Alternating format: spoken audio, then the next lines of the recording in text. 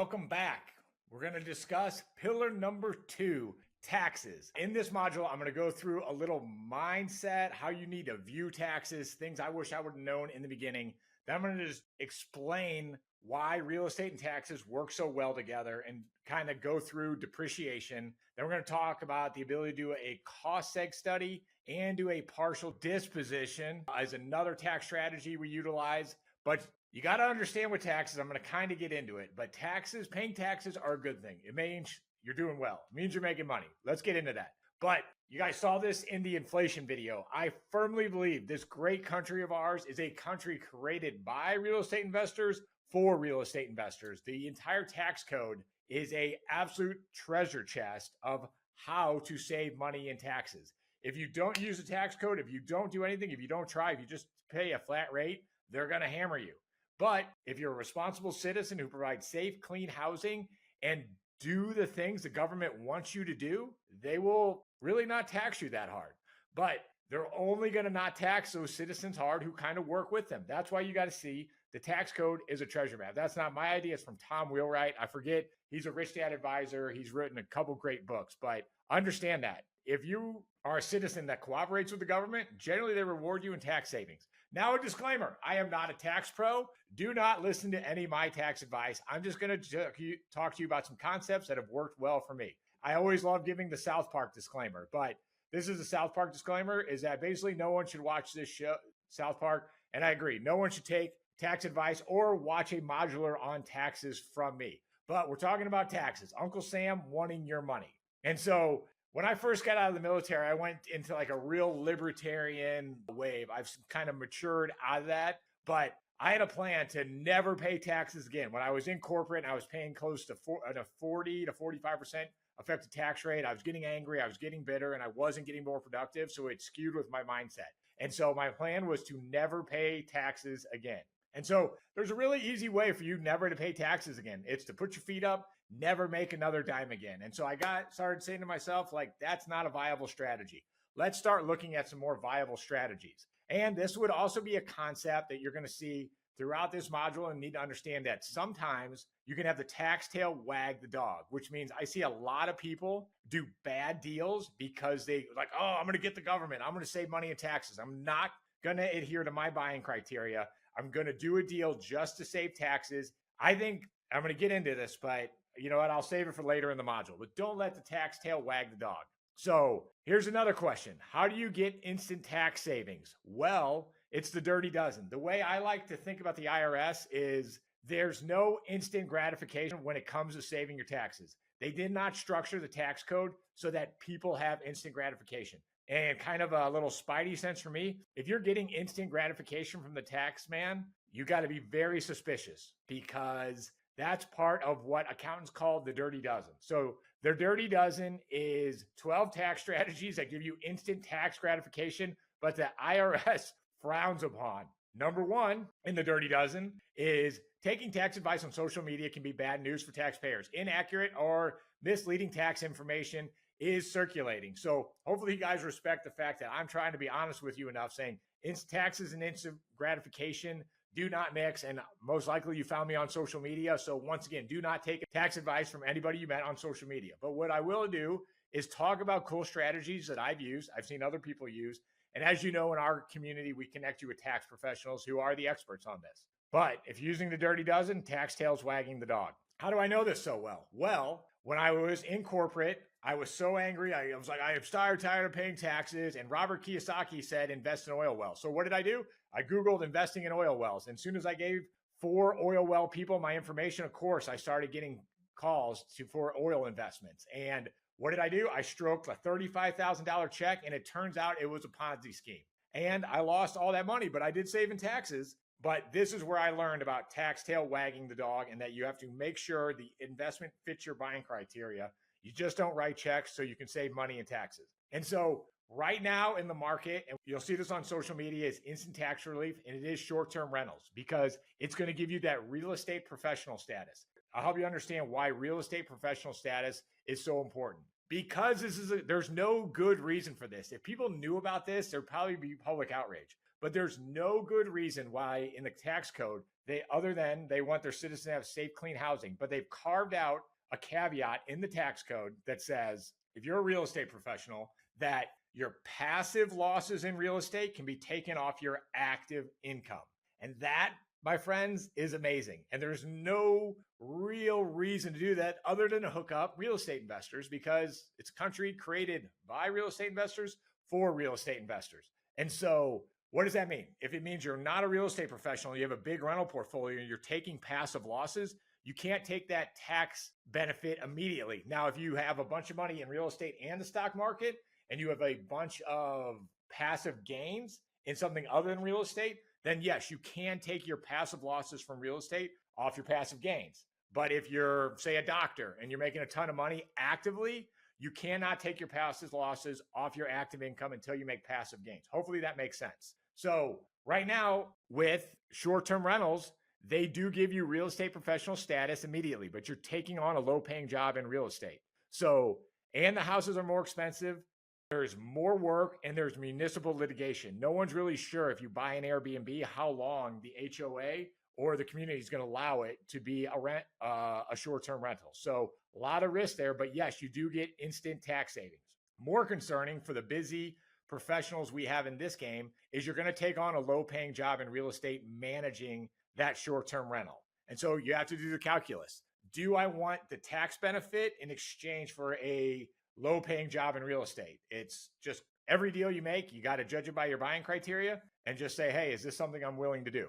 But it could be an example of the tax tail wagging the dog. I'm going to take on this low-paying job in real estate managing these short-term rentals so I can have tax savings. Some people it works for, some people it doesn't. Here's what I've learned over a long time doing this is that you get wealthy when you have assets and you get more tax breaks when you have assets. It's kind of like low interest rates. Like being in a low interest rate environment and buying 2 houses doesn't make you wealthy. It's like, cool, you got a good deal. But you get wealthy when you can rinse and repeat. And sure, if you're looking for one deal in a low interest rate environment like we saw in 2020, and you're like, oh, that's going to give me the passive income that I want, it's not how it works. You get passive income. I should have just named this course this, but you get passive income after you have hyperactive activity and income. And so this is my friend Frank Cava.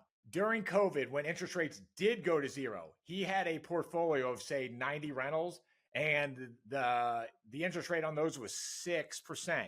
During those low interest rate environments, he got 30-year fixed mortgages at 3%. That one move, he created generational wealth. People who benefit, and I have this in the leverage module, the people who benefit from low interest rate environments are people who already have a bunch of assets. The people who benefit from tax breaks are people who already have a bunch of assets and who are highly productive. So my original plan in order to save taxes was to not become productive, not work anymore. Doesn't work.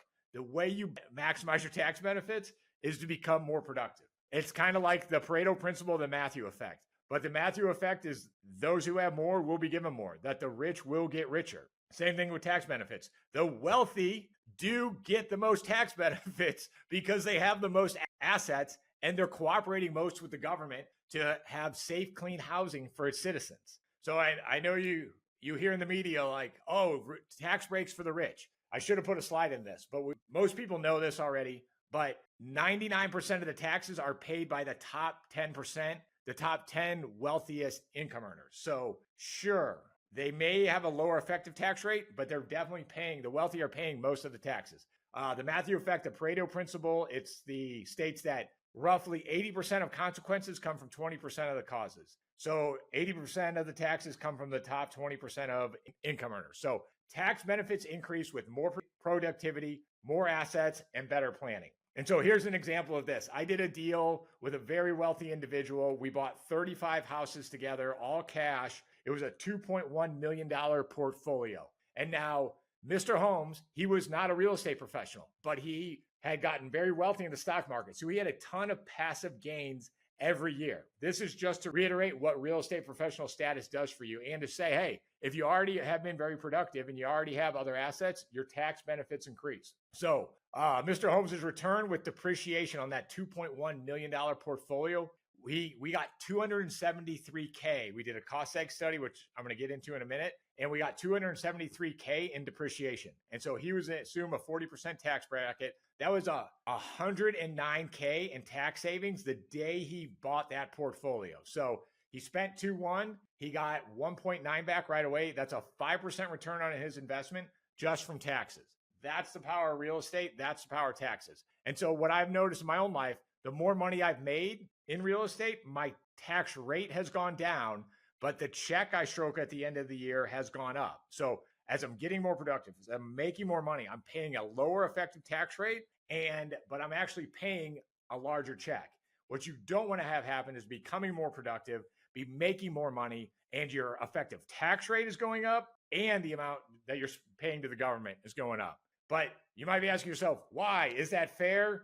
But why am I able to pay less in taxes the more money I make? Well, it's because like Tommy Boy, I have a plan and I work with a tax planner. And if you want to get wealthy, you have to have somebody in your corner who is your tax planner. Because like Benjamin Franklin said, if you fail to plan, you're planning to fail. And it's exactly like that in taxes. So let's go through the concept of why depreciation works and why real estate can save you so much in taxes. And it all comes down to depreciation. So not a lot of people know this, but the income tax in this country wasn't created till 1913.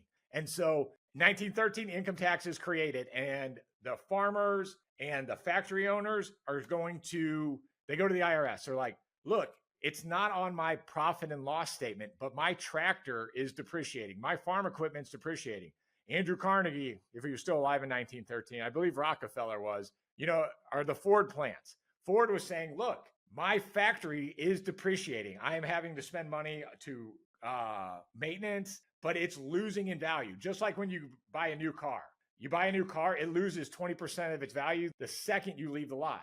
Same thing with factory equipment. It's going down in value every year, but it was not reflected. So Ford says he's making $10 million, but his equipment is depreciating at $1 million a year. He was still paying taxes on $10 million, where he was the IRS. Like, look, my equipment is failing and losing value, $1 million of value. So the IRS said, all right, cool. You can take the losses on your factory equipment. We'll put it on a certain year schedule.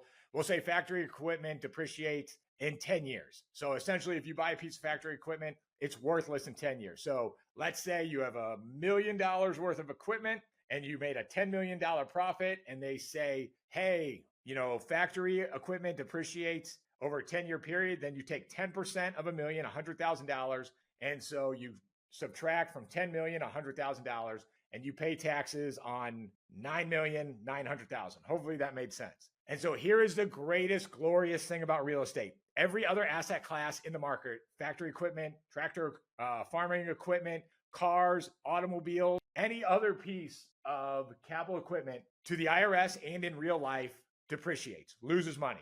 But there's one asset class that to the IRS is losing money, but to the rest of the economy and gaining money, and that is real estate. That is absolutely amazing. That is why you have to be in this game, is because no other asset class is it losing value to the IRS, but gaining value to bankers and the rest of the market. So, we talk about equity milling and being able to, your houses appreciate over time. As your balance sheet is growing, you're going to the IRS, hey, I'm losing money on these houses. It's absolutely magical. And so let me explain the math on how depreciation works. So you buy a $200,000 house. The IRS is generally going to say 20% of a house is land. So land doesn't depreciate. 160K is the house. And so the IRS has also said, hey, residential real estate is going to depreciate on a 27.5-year schedule. So that means, a house to the IRS is essentially worthless after 27.5 years. So straight line depreciation,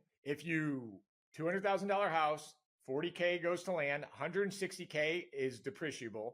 So that means if you depreciate over 27.5 years, you get to say to the IRS, hey, Mr. IRS, I lost $5,800 this year on this house. So here's the math if you have 5 houses. So 5,800 times 5, you're saying to the IRS, hey, I'm losing 30 grand a year. The stuff starts to add up. And if you're in a 35% tax bracket, that's 10K in tax savings a year.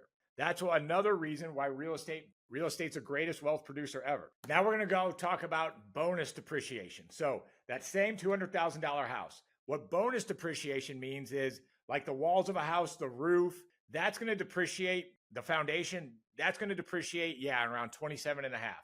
But the air conditioner, the furnace, the carpet, the flooring, the cabinets, the counters, the IRS had said, hey, those can actually be considered personal property, and those depreciate at a 7-year schedule. Now that's not exact, that's accurate, it's not precise. Like I forget which segment roofs go in.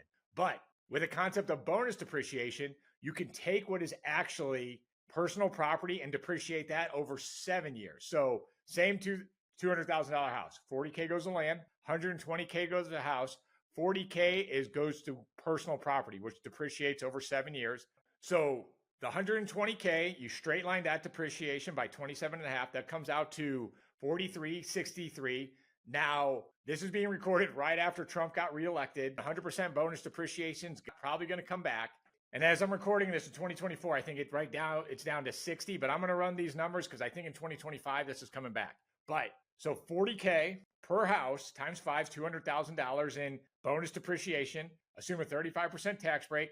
That's $70K in tax savings year one. That's some real scratch. So what you have to do is you have to do a cost seg study, and we connect with you with people who are allow you to do this. But this is substantial savings right away if you're a real estate professional. There's another strategy we implement called partial dispositions, as we take out air conditioners during a rehab. We take out furnaces. We take out old cabinets. You can actually depreciate that cash as well for instant tax savings.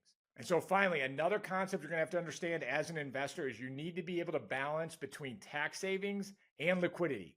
Will I pay higher amounts of tax so that I'm more liquid? Yes, because technically I could get back down to zero. Technically, another option for me to pay zero taxes, I could just buy enough rentals every year, take on more debt, go to zero liquidity, but I could call my accountant and say, I bought this amount of houses, and I could go to 0% tax savings. Now, the tax savings wouldn't be liquid. It would be in the walls of these houses, but you got to balance between how liquid you want to be and how much tax you're willing to pay.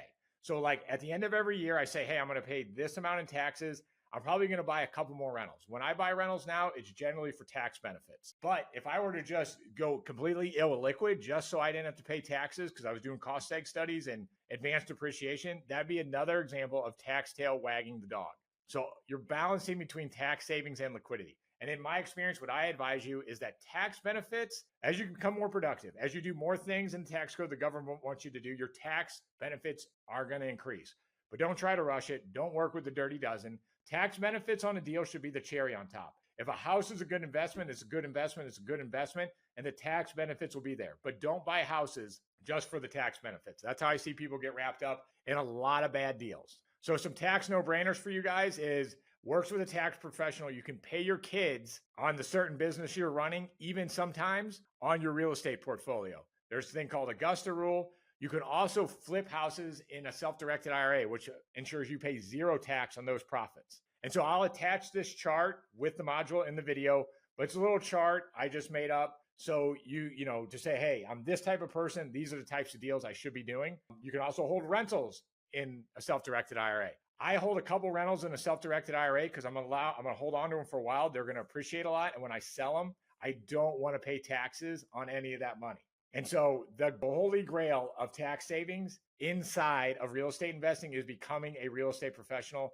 And we work with different tax professionals to show you how to qualify for that. So what is the best way to maximize your tax benefits? It's back to the passive income paradox. It's to become more productive and buy more assets. But where you're at right now, no, don't be me in the beginning. Don't say I'm going to be less productive, so I have to pay less in taxes. Become more productive, have more fun, create more value, and you'll pay a less effective tax rate. Probably pay more overall amount in taxes, but a less effective rate, and you'll be having more fun because you live in the passive income paradox. And this is from Ray Dalio's and Principles. Do all that you can do to raise your productivity. It's kind of counterintuitive. Do all you can do to raise your productivity. That's how you save more in taxes. Yes. But that's what I got for you guys. Thank you, and I'll see you on the next module.